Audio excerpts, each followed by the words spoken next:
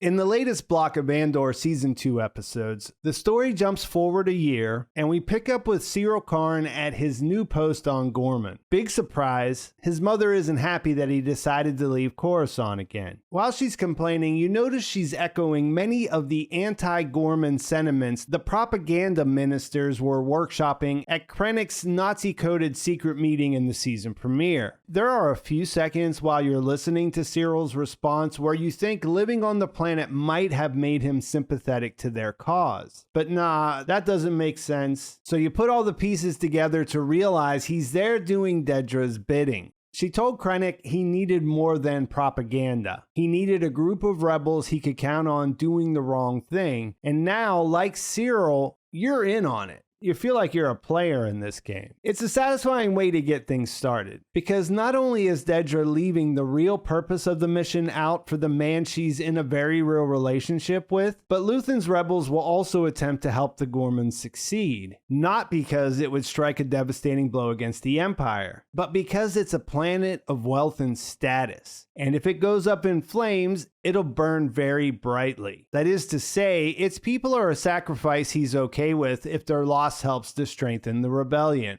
The political thriller aspects of the second season are shaping up to be, well, thrilling. At the same time, it's also kind of fun to see what a convenience store looks like on the inside during the reign of the Empire, and how good the drugs are in the Star Wars universe. On that front, the quality doesn't seem to be an issue, but like in our world, whatever's haunting you comes back worse after they wear off. That idea makes me wonder about Syril, who even though his mother doesn't get it, is living his best life as a double agent on a planet filled with French resistance coded characters. He's pretty good at it, and if there were any question about how arousing that is for him, he just comes out and says, if I say this is the greatest day of my life, does it spoil everything at the peak of it all? While Partagaz would likely tell him to calibrate his enthusiasm, I say no. It doesn't spoil it. In fact, relish that shit while you can. Still, I also wonder what the come down will be like when he realizes Dedra and her boss are almost doing the same thing to him that he's so excited about doing to the Gorman front. The other slice of life aspect the show handles better than most underlines why this is an issue. Last week I half joked about wanting to know about Syril and Dedra's sex life. I say half, not because I don't really want to know, I do, but because it's a Disney show, so I wasn't expecting much. It turns out within that constraint, people say it's Star Wars for grown-ups, which is different than adult Star Wars. It turns out Andor is determined to be as horny as it can be. The subtle difference in how Dedra says turn out the lights for the second and what we're left to imagine is the final time, white hot, Vel trembling for Cinta's touch after a too long absence, even the hand thing Cassian and Bix do before they say goodbye, and her sounding like she might want him to play dress up as fashion designer Vorian Sky at home when he gets back. These all feel like genuine relationships people have. Passion for each other, passion for the rebellion, how that makes you feel alive, and as I mentioned, how those feelings can set you up for a fall.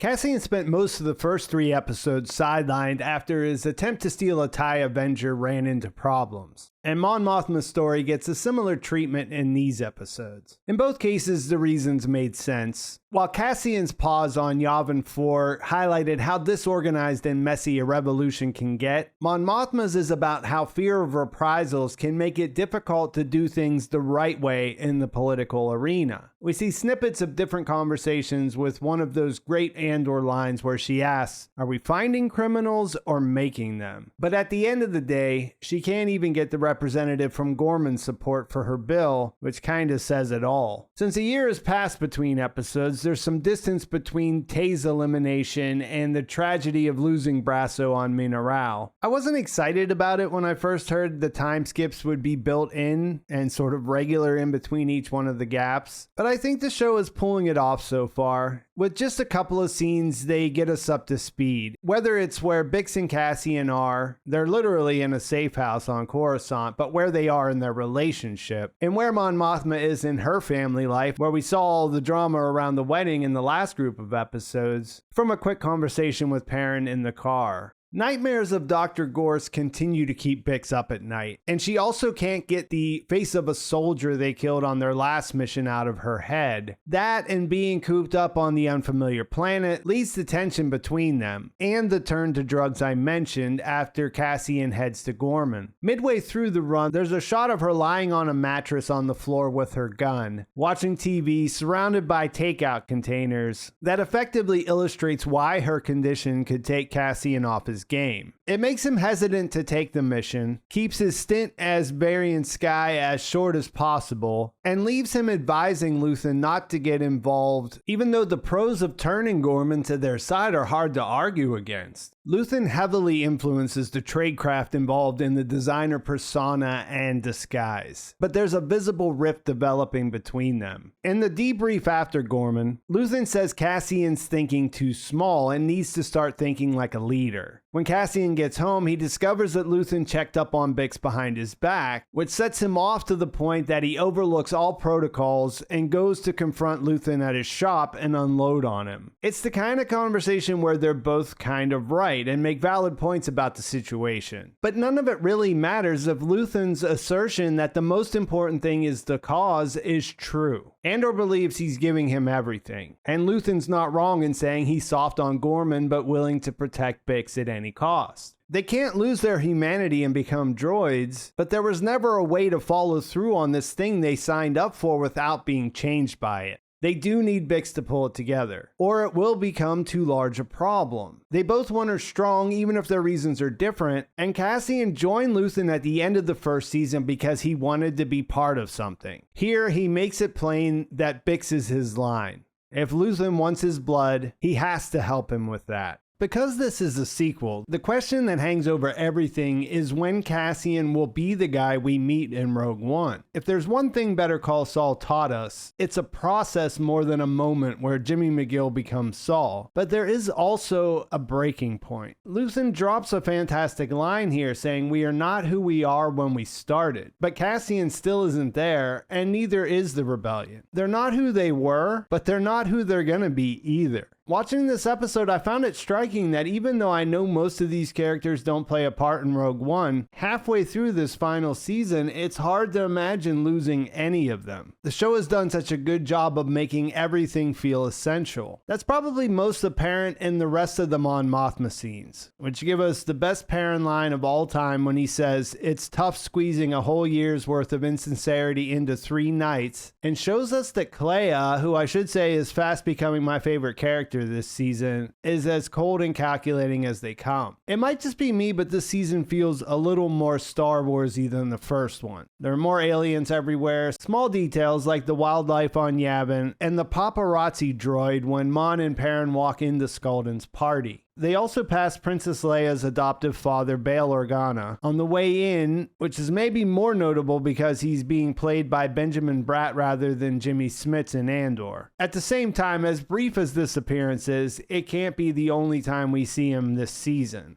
Skulldug's Gala is the place to be this political season, bringing together some heavy hitters. Due to a forgery making its way into his collection, Clea and Luthen need to recover a listening device they put into a piece they sold him before he has the collection recertified. This kept tension building up between them throughout the episodes because they would be completely compromised if the device were discovered. When they arrive at the party, she does some quick thinking that leads to her forcing their side's double agent Lonnie to run cover for her. At the same time, she removes the device as Skulldug shows his priceless collection to the secret leader of the rebellion, the senator who is clandestinely supporting him, and the undisclosed lead on the classified Death Star project. Lonnie is rightly freaking out while Clea does what she has to. To make it more interesting, the device gets stuck, and how intense they can make such a simple action feel is impressive. She doesn't have any indication of what's going on, but Mon Mothma lends a big assist by continuing to bait Krennic into political arguments because she just can't help herself. It makes for a spirited exchange, with the highlights being Mon saying he seems fixated on defining people by their resistance to power, and him saying indirectly that the current government determines the difference between a rebel and a terrorist. And did I mention the piece is from a planet where blindness is considered a gift? When Krennic asks why the piece is so special, Lonnie's able to pass this on to make it seem like nothing strange was happening over there. It's a small detail, but earlier when they were arguing, Cassian said, "You want my blood," and Clea spilled some of hers to pull this off. On the way out, we glimpse a different side of these two. Luthen jokes that his face hurts from all the Force smiling, but when he says they should have killed Krennic while they were up there, it's funny, and they both laugh and smile genuinely as they walk away.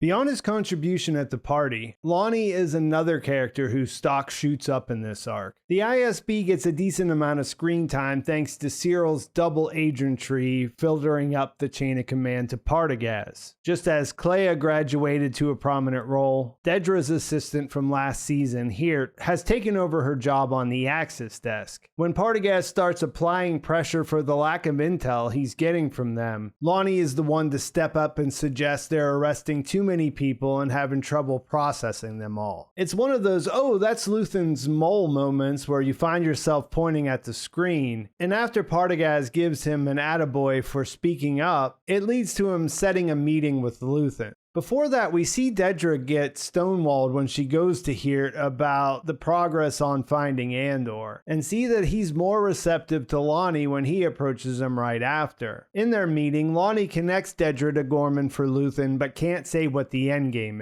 is. The part that stands out is that when Luthen presses him to meet more often, Lonnie reminds him that he used to tell him to wait, and the rebel leader responds by saying those days are gone. As it turns out, in episode 6, he learns from Partagaz that Dr. Gorst's interrogation methods are so effective that he's to be expanded into a program. Lonnie and Hirt are tasked to represent the ISB's interests, allowing Lonnie to tell Luthen about it, which is something I'll discuss again toward the end of the video. Cyril's success in getting welcomed into the Gorman front is rewarded by a trip back to Coruscant to report directly to Partagaz. He describes the rebels as inexperienced but very eager, and the Major turns that back around on him in a way that goes over his head, but Dedra shoots her boss a raised eyebrow to show she picked up on it. They get the go-ahead to take their operation to the next level. The Lovebirds get their hour at home alone, and Cyril has a bowl of cereal at his mom's place. Later, in a one-on-one conversation, Major Partagaz will stress how important it is that she keeps the true purpose of their mission on Gorman secret. Earlier, Cyril said the plan was to bait Gorman as a prize for outside agitators. At the same time, we know the endgame is to create a situation that would require Imperial intervention so that they can take over and gouge mine the planet's calcite, which will then help power the secret Death Star project. I'm glossing over a lot of the world building details on Gorman here, not because they're not interesting, they are, but because the monument in the middle of Palmo seems to be a beacon for where their story is going. We know the propaganda is just that, and doesn't match up with what we see through Cyril's interactions or Cassian's time there. At one point, Mon brings up a statistic stating a 38% crime rate increase, which is laughable, but also damning since we know it's coming from Dedra and see people buying into it. Cassian gets the backstory of the monument when he first checks into his hotel. Grand Moff Tarkin, whose greatest hits will include destroying Princess Leia's home planet Alderaan with the Death Star, landed his ship on a crowd that gathered to protest his arrival, killing 500 Gormans. Based on the current situation where both the rebels and the Imperials are pushing accelerationist agendas, that number will likely be a fraction of what's to come for the famous Twill-producing planet and its spiders.